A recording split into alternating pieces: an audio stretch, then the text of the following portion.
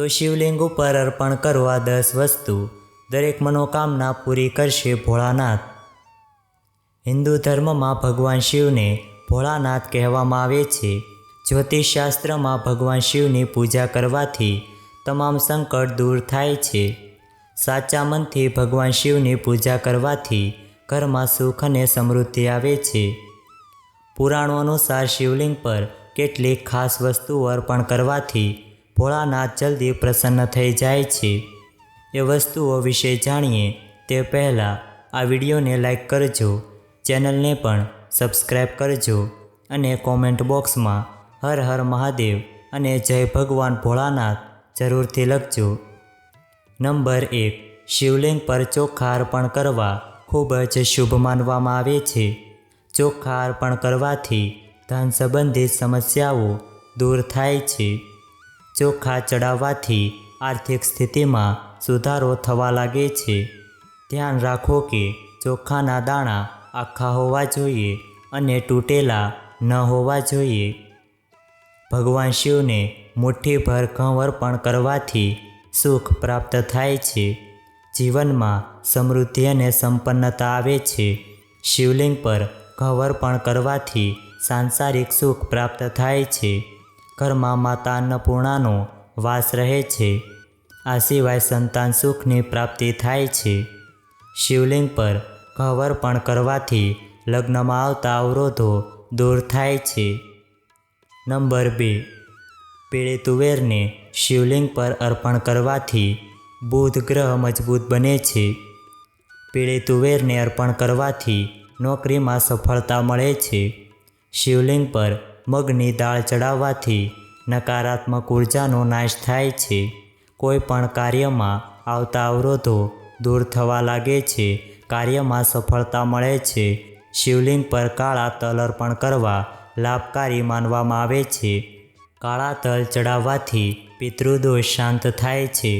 કાળા તલ અર્પણ કરવાથી પિતૃઓ તરફથી આશીર્વાદ મળે છે અને રાહુની અશુભ અસર પણ ઘરમાંથી ખતમ થવા લાગે છે।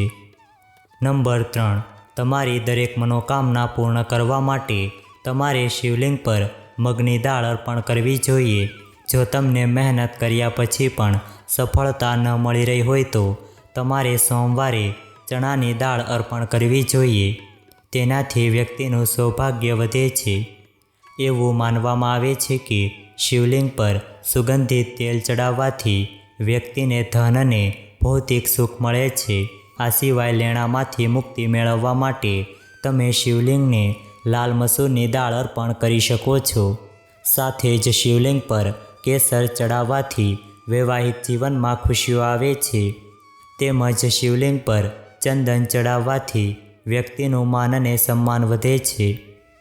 નંબર 4, સોમવારે શિવલિંગને પંચામૃતથી સ્નાન કરાવવું ખૂબ જ શુભ માનવામાં આવે છે।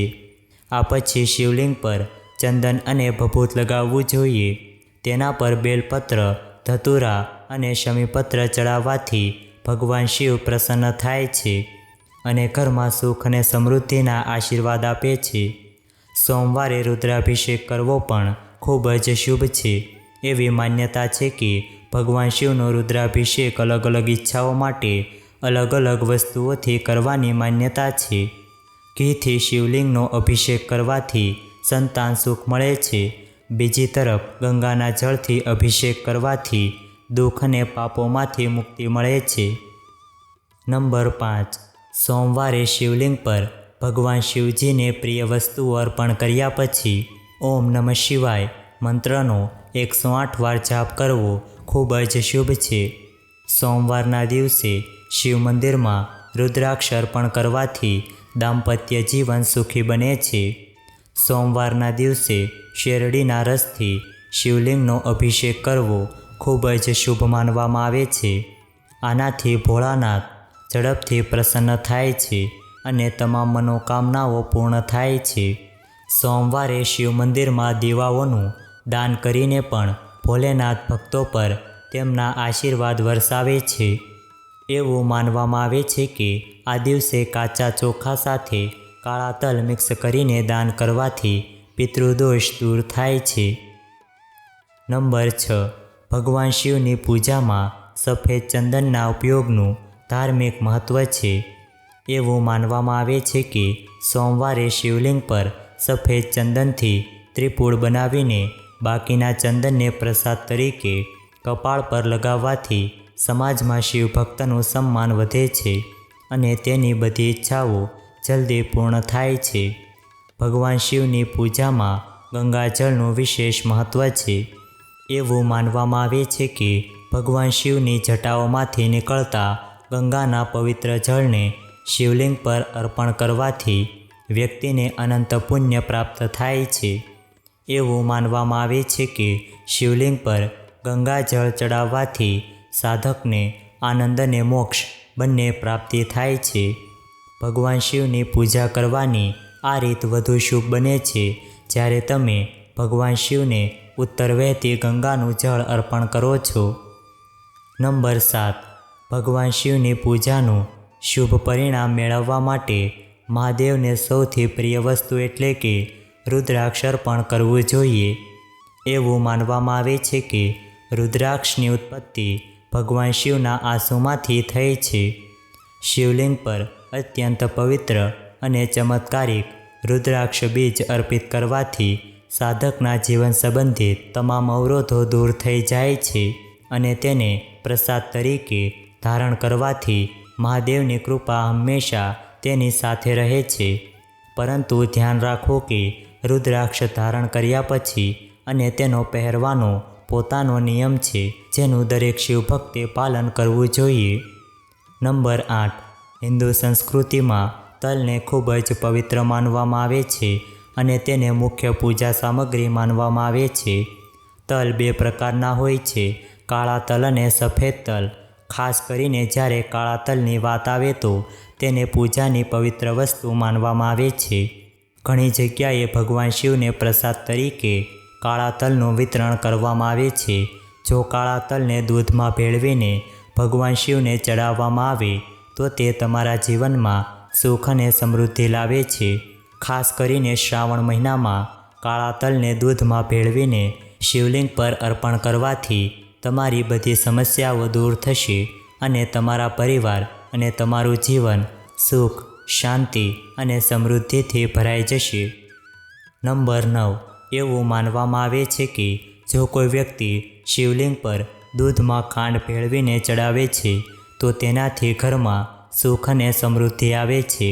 જો કોઈ વ્યક્તિ શ્રાવણ માસના દરેક સોમવારે ભગવાન શિવને દૂધમાં ખાંડ મિક્સ કરીને ચડાવે તો તેની બધી મનોકામનાઓ પૂર્ણ થાય છે.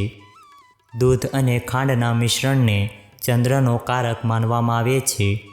તેથી આ મિશ્રણને શિવલિંગ પર ચડાવવાથી ચંદ્ર પણ બળવાન બને છે અને પાપોમાંથી મુક્તિ મળે છે.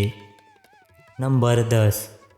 શિવપુરાણમાં લખ્યું છે કે જે લોકો ભગવાન શિવને ચોખા ચડાવે છે તેમની બધી મનોકામનાઓ પૂર્ણ થાય છે.